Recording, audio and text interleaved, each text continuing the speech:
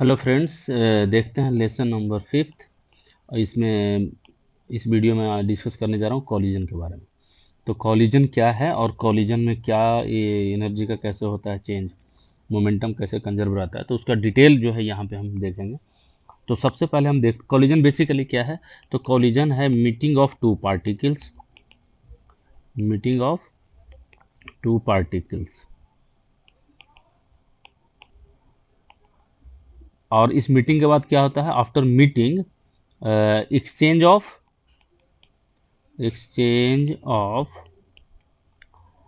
Energy, momentum, इनका जो है एक्सचेंज होता है। जैसे यहाँ पे कॉलिजन को समझने के लिए हम एक एग्जांपल लेते हैं स्प्रिंग और टू ब्लॉक सिस्टम का, जो सबसे सिंपल होता है। और इसका अगर टोटल मैकेनिज्म आप एक बार समझ लें तो कॉलिजन को आप अच्छे से समझ पाएंगे। तो एक M1 और M2 दो हमने ब्लॉक ले लिया है, दो पार्टिकल जैसा आप इसको एज्यूम कर सकते हैं। और जो M2 है इसको हमने क्या किया है, एक मासलेस स्प्रिंग से अटैच कर दिया है। ठीक है। अब जो है M1 ये जो है किस स्पीड से चल रहा है, V1 स्पीड से, और M2 V2 स्पीड से। और दोनों ही सेम डायरेक्शन यानी एक्स एक्सिस में चल रहे हैं। और यहाँ पे क्या है, V1 ग्रेटर देन V2 है। तो अगर T इजकल टू T1 पे ये कंडीशन है, ये V1 ये V2, तो कुछ समय बाद क्या होगा कि M1 जो है इस स्प्रिंग को सबसे पहले टच करेगा। M1 किसको टच करेगा, स्प्रिंग को टच करेगा। यहाँ पे स्प्रिंग है तो M1 जो है इसको स्प्रिंग को टच करेगा। ठीक है, कभी ना कभी स्प्रिंग को टच जरूर करेगा। तो T इजकल टू, आप इसको बोल सकते हैं 0 का समय है, T इजकल टू T1 का समय है। और V1 का स्पीड ज़्यादा है, V2 का स्पीड कम है। तो ये क्या करेगा, M1 जो है स्प्रिंग को कंप्रेस भी करेगा। और जब स्प्रिंग कंप्रेस होता है तो वो क्या करता है, स्प्रिंग अगर कंप्रेस हो जाए, ठीक है, तो वो नेचुरल लेंथ यानी रेरिफैक्ट होना, इलोंगेट होना शुरू करता है। तो इधर भी फोर्स लगाएगा और इधर भी फोर्स लगाएगा। तो अगर स्प्रिंग कांस्टेंट K है और अगर इसमें कंप्रेशन हो जाए नेचुरल लेंथ से, मान लो x, तो ये दोनों तरफ फोर्स लगाएगा F इजकल टू KX, इस तरह से। तो ये जो फोर्स है वो क्या करेगा, V2 जो स्पीड है उसको और राइज करेगा और V1 को कम करेगा। तो एक ऐसा सिचुएशन आएगा जब V1 और V2 क्या हो जाएगा, बराबर। उसके बाद इस स्प्रिंग में कोई कंप्रेशन नहीं होगा। तब फिर क्या होगा कि V1 का स्पीड घटते जाएगा तो ये स्प्रिंग इलोंगेट होना शुरू होगा।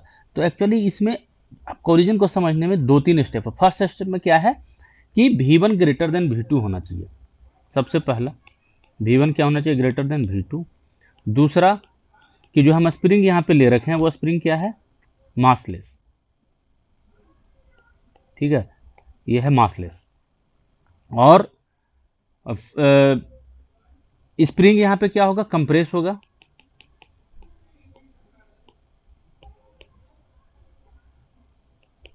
स्प्रिंग में कंप्रेशन होगा।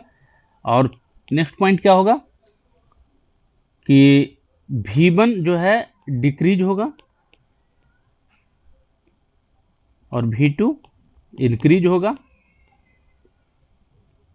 तो एक ऐसा कंडीशन आएगा कि जब V1 इक्वल टू V2 हो जाएगा और फिर क्या होगा, V1 लेस देन V2 हो जाएगा। अब तब क्या होगा नेक्स्ट पॉइंट में कि V1 जब कम हो जाएगा तो फिर क्या होगा, ये स्प्रिंग जो है इलोंगेट होना शुरू होगा, इलोंगेट होगा और ये नेचुरल लेंथ में आ जाएगा। और जब नेचुरल लेंथ में आ जाएगा तो फिर क्या हो जाएगा कि ये जो स्प्रिंग है वो अपने नेचुरल लेंथ में आ जाएगा और ये जो ब्लॉक M2 है वो V2 डैश से चलना शुरू कर देगा और जो M1 है ये इससे डिस्कनेक्ट हो जाएगा और इसका स्पीड हो जाएगा चेंज V1 डैश। और V2 डैश फिर कांस्टेंट हो जाएगा, V1 डैश कांस्टेंट हो जाएगा। जिस सरफेस पे हमने इसको ले रखा है इस सरफेस को हम स्मूथ ट्रीट करेंगे ताकि कोई भी एक्सटर्नल फोर्स इस पे हमें एज्यूम करने की जरूरत ना पड़े।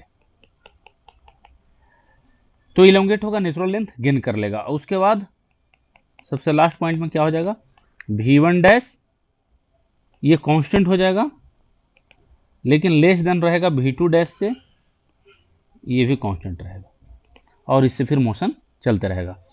तो इसमें अब क्या क्या कंडीशन बन रहा है, तो जब देखिए कि जो स्प्रिंग फोर्स है वो क्या करेगा, इसको डी एक्सिलरेट करेगा A1 को, तो इसमें क्या होगा, नेक्स्ट पॉइंट में अगर हम बताएं तो काइनेटिक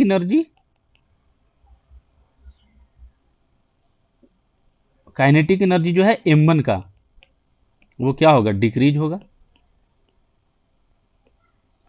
और M2 का इंक्रीज होगा इस तरह से। और इसमें स्प्रिंग का पोटेंशियल एनर्जी होगा, पोटेंशियल एनर्जी ऑफ स्प्रिंग का वो हाफ के एक्स स्क्वायर से हम डिफाइन करते हैं। तो ये क्या होगा, इंक्रीज होगा, फिर क्या होगा नेक्स्ट स्टेप में, डिक्रीज होगा, और फिर क्या हो जाएगा, जीरो हो जाएगा। तो यहाँ पे एनर्जी का इस तरह से ट्रांसफॉर्मेशन हो रहा है, काइनेटिक इलास्टिक पोटेंशियल एनर्जी में जा रहा है, इलास्टिक पोटेंशियल फिर कम हो रहा है। तो ओवरऑल यहाँ पे हम देखते हैं तो फ्रिक्शन फोर्स भी नहीं है, फ्रिक्शन फोर्स यहाँ पे क्या है, अब्सेंट है।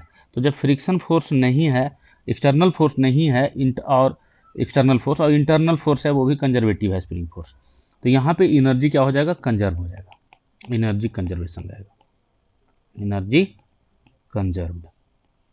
इसका मतलब कि kinetic energy plus potential energy, elastic potential energy ये रहेगा, इसको ई बोलेंगे, ये होगा कांस्टेंट किसी भी समय, ये किसी भी समय क्या हो जाएगा, कांस्टेंट हो जाएगा।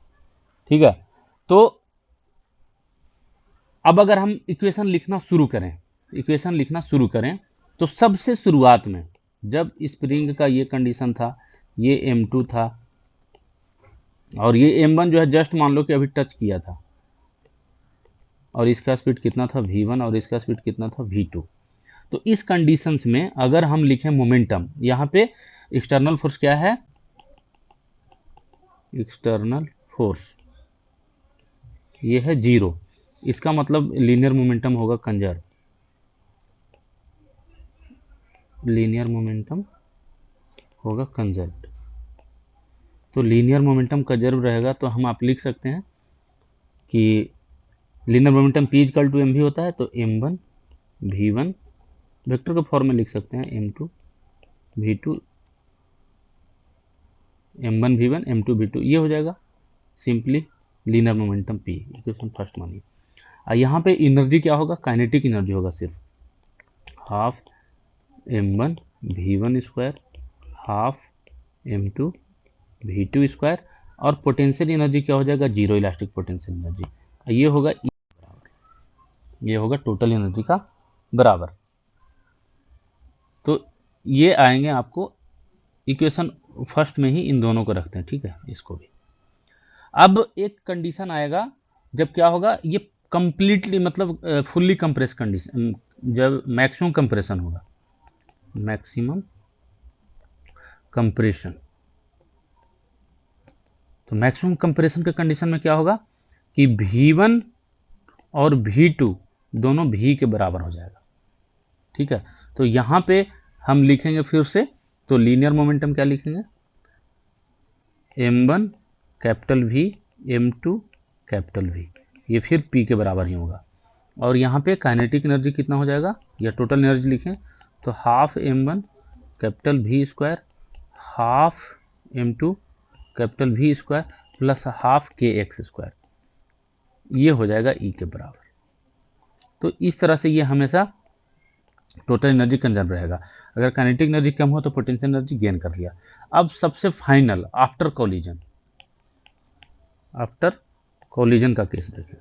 तो आफ्टर कॉलिजन में फिर से लिखेंगे, मोमेंटम कंजर्व करेंगे, तो क्या लिखेंगे, m1 v1 डैश वेक्टर के फॉर्म में, m2 v2 dash, m2 v2 dash हो जाएगा, ये हो जाएगा P। और यहाँ पे फिर लिखेंगे एनर्जी, तो kinetic energy half m1 V1 dash square half M2 V2 dash square, और स्प्रिंग फिर से नेचुरल लेंथ में आ गया तो वो 0, ये हो जाएगा E के बराबर। तो ये होगा इक्वेशन 2। तो आप इक्वेशन 1 और इक्वेशन 2 से, अगर फ्रॉम इक्वेशन 1 और 2 से देखें, from equation first and second से, तो आपको क्या मिलेगा कि M1 V1 plus M2 V2 is equal to मिल जाएगा M1 V1 डैश और M2 V2 डैश। तो ये तो मोमेंटम कंजर्व हुआ, और एनर्जी कंजर्वेशन से क्या मिलेगा, तो half of M1 V1 square half of M2 V2 square is equal to half of M1 V1 dash square half और M2 V2 डैश का स्क्वायर। तो यहाँ पे kinetic energy initial equal to kinetic energy final, तो kinetic energy यहाँ पे conserve रहता है, ये आपको मिल गया। तो kinetic energy before collision after collision equal हो गया। लेकिन आप देखें कि जो काइनेटिक एनर्जी है ये इनिशियल और फाइनल पे इक्वल है, ठीक है, but during collision kinetic energy not equal, वो क्या है, पोटेंशियल में जाएगा। तो kinetic energy as a function of time होता है जब कोलिजन हो रहा होता है, ठीक है। अब अगर हम रियल सिचुएशन में देखें कि किस तरह से होता है कोलिजन इन रियल सिचुएशन,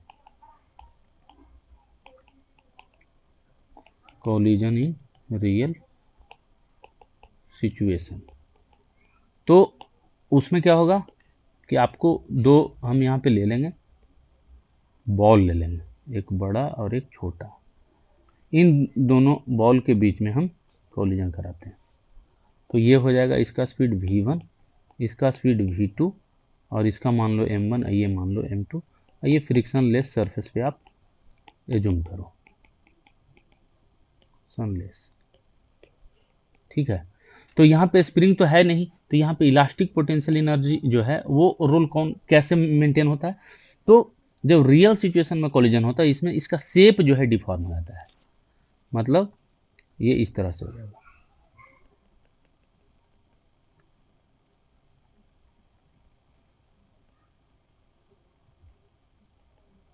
इसको शेप में जो है चेंज आता है इस तरह से।